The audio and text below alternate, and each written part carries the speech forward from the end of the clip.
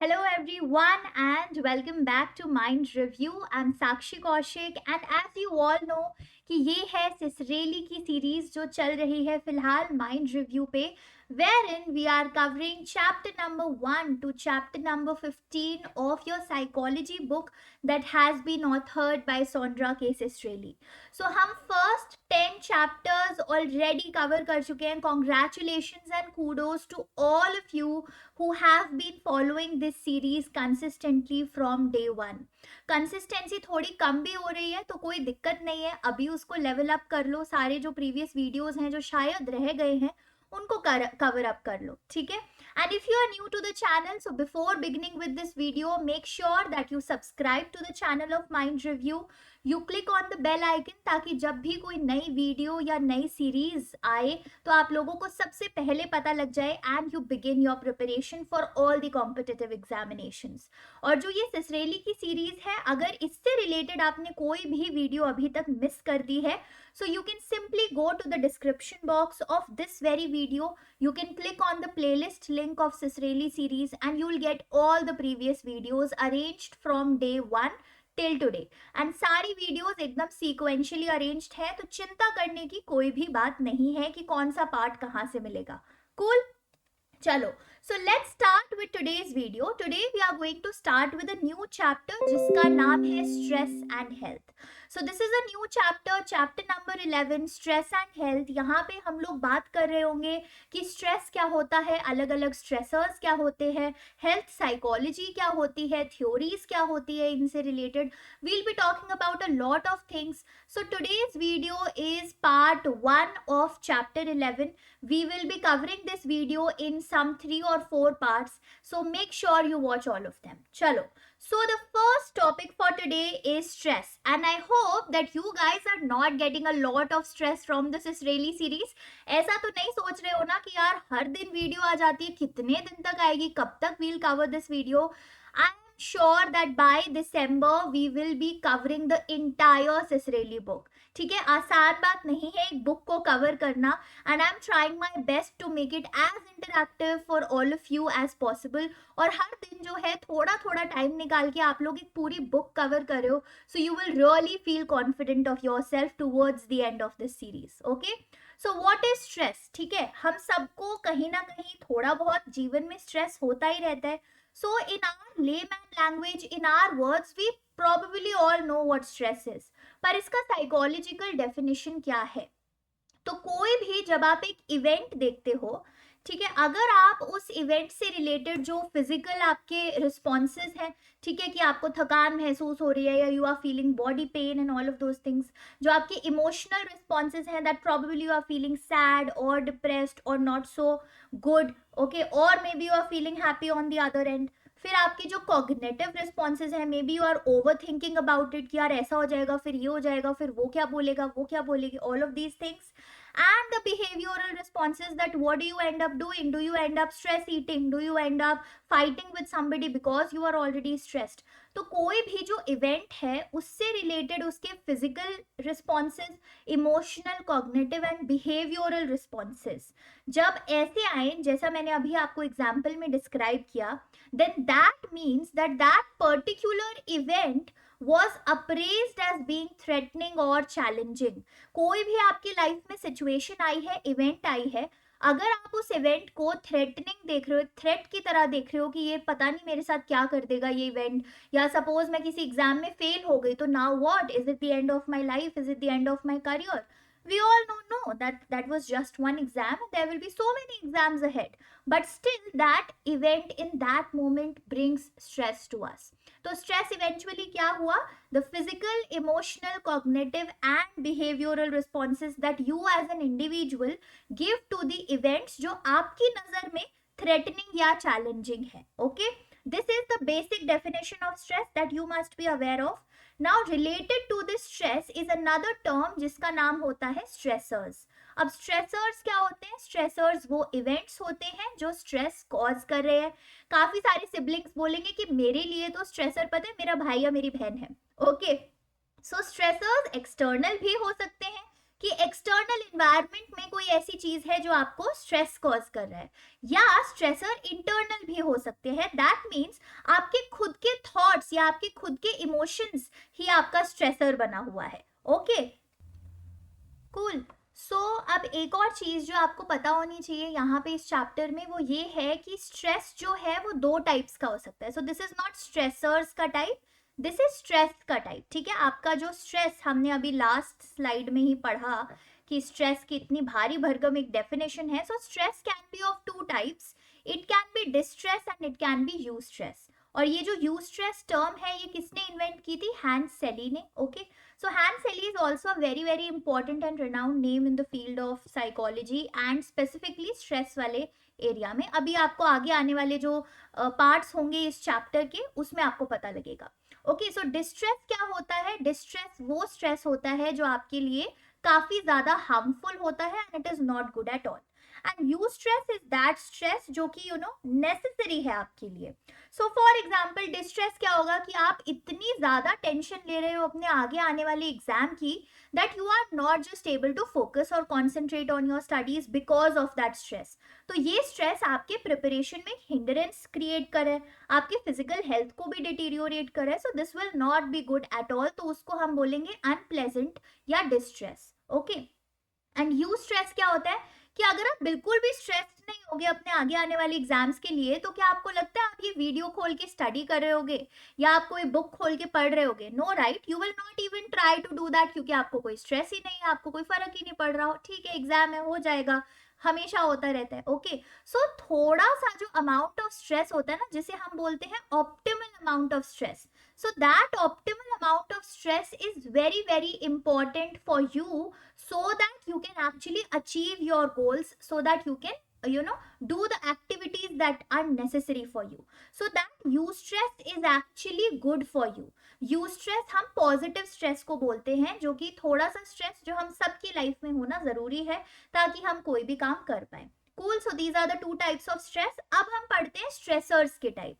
तो स्ट्रेसर्स वो इवेंट्स हैं जो स्ट्रेस कॉज कर रहे हैं, उनके क्या क्या टाइप्स हो सकते हैं। ठीक है, सो स्ट्रेसर्स के आप इन्वायरमेंटल स्ट्रेसर्स देख सकते हो और साइकोलॉजिकल स्ट्रेसर्स देख सकते हो। So you can have stressors that are environmental nature, जैसे कि कैटास्ट्रॉफ्स होते हैं, मेजर लाइफ चेंज अगर आपके कोई हुए हैं, हैसल्स हुए हैं। डोंट वरी, इन सारे पॉइंट्स को अभी हम एक एक करके कवर करने ही वाले हैं। साइकोलॉजिकल स्ट्रेसर्स क्या हो जाएंगे? Pressure, uncontrollability, conflict, frustration. So these are some of the stressors that anyone can face in their life.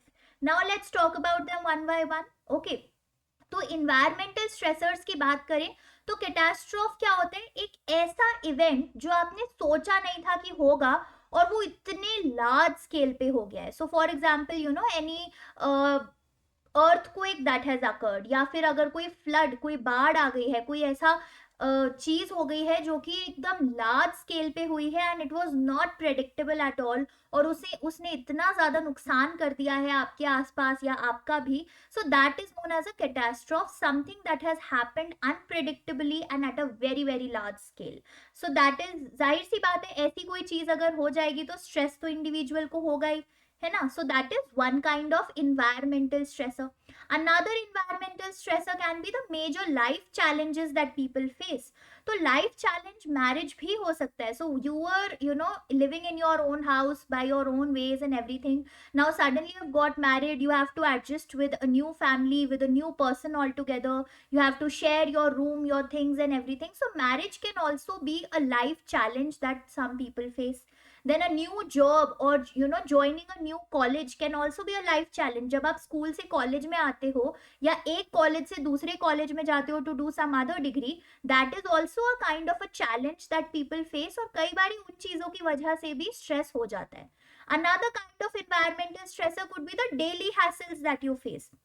तो एवरीडे बेसिस पे कुछ ना कुछ हैसल्स होते हैं। सुबह उठना है, ऑफिस के लिए लेट हो रहा है, कॉलेज के लिए लेट हो रहा है, ट्रैवल कर रहे हैं, ट्रैफिक मिला बहुत ज्यादा, रास्ते में शायद किसी से लड़ाई हो गई, मेट्रो में ट्रैवल कर रहे हैं तो सीट नहीं मिली। Okay, so all of these daily annoyances that you have, the daily hassles that you have, also little by little contribute to the stress. So these are your environmental stressors that are there. फिर दूसरे type के जो stressors हमने पढ़े थे वो क्या थे, साइकोलॉजिकल स्ट्रेसर्स। तो साइकोलॉजिकल स्ट्रेसर में आपके पास प्रेशर आ सकता है। प्रेशर क्या हो सकते हैं, जो डिमांड्स लोग पुट इन करते हैं, या इन्वायरमेंटल डिमांड्स या एक्सपेक्टेशंस जो आपके ऊपर होती हैं from an outside source. Maybe as a student you are facing the pressure of clearing a particular exam. आपके जो टीचर्स हैं, जो पेरेंट्स हैं, वो एक सर्टन एक्सपेक्टेशन रखते हैं आपसे कि आप ये एग्जाम क्लियर करके ये पर्टिकुलर चीज हासिल करोगे, या you will do that thing in your career. So that is a pressure, and sometimes वो प्रेशर इतना ज्यादा हो जाता है that you actually face stress because of that. So that is a psychological source और साइकोलॉजिकल स्ट्रेसर। फिर दूसरा stressor क्या होता है, अनकंट्रोलेबिलिटी। तो हम सबको क्या है, कंट्रोल पसंद है। वी ऑल वांट कि हमारी लाइफ में जो भी चीजें हो रही है वो कंट्रोल में रहे हमारे, हमको पता रहे कि क्या क्या चीजें कैसे होगी। बट एज अगर कोई ऐसी सिचुएशन आपकी लाइफ में आ जाए जिसपे आपका कोई कंट्रोल ही नहीं है, you cannot do anything about it, तो वो चीज क्या करेगी, स्ट्रेस इंक्रीज करेगी। So as the control decreases the stress actually increases. तो अगर हम कोरोना के टाइम की बात करें या कोविड-19 के टाइम की बात करें, so what was it, why were a lot of people stressed, because वो एक ऐसा सिचुएशन था जो अनकंट्रोलेबल था at that point of time. It was not in our hands, not in doctors hand, not in government's hand to do anything about it. We just couldn't do anything, so we were helpless at that point of time, and that was a source of psychological stressor. Okay, another psychological stressor that we have is frustration. तो frustration कब होता है भाई, तो आपको एक particular goal achieve करना है। एक गोल है जो आप बहुत दिनों से बहुत शिद्दत से अचीव करना चाह रहे हो, बट देयर इज समथिंग और the other that is preventing you from achieving that goal. So for example, एक बहुत ही छोटा सा सिंपल सा एग्जाम्पल लेते हैं। आपका गोल है कि आपको आज राजमा चावल किसी भी कीमत पे खाना है। Okay, you have to eat that thing because बहुत महीने हो गए you have not eaten that particular dish, that particular food item, so you want to eat rajma chawal. अब आप घर पहुंचे, घर पे राजमा चावल बने भी हुए हैं, but there are a lot of hassles coming in between. हो सकता है आप घर पहुंचे और आपके पेरेंट्स ने बोला कि अरे पहले वो वाला सामान लेके आओ बाहर से, देन ईट योर लंच। फिर आप बाहर चले गए, आपके एक ब्लॉक आ गया, आप बाहर गए, आप वो सामान लेके आए, now you are thinking okay now I eat rajma chawal, then you come back home, you find out that your sibling has eaten all the rajma chawal, और सारा राजमा चावल क्या है, खत्म हो गया। फिर से आप रुक गए अपने गोल को अचीव करने से, फिर आपने अपने हाउस हेल्प को बोला कि प्लीज मेरे लिए फिर से बना एंड एवरीथिंग। सो शाम को फिर से राजमा चावल बना। ओके, नाउ यू थिंक कि अब तो गोल अचीव हो ही जाएगा, बट स्टिल कोई ना कोई हिंड्रेंस बीच में आती रही।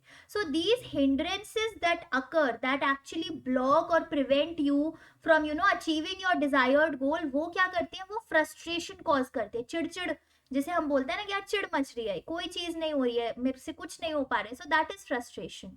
And related to this concept is also your frustration aggression hypothesis. So this is important. Why? Because a lot of times in MCQs it has been asked कि ये frustration aggression hypothesis किसने दी थी।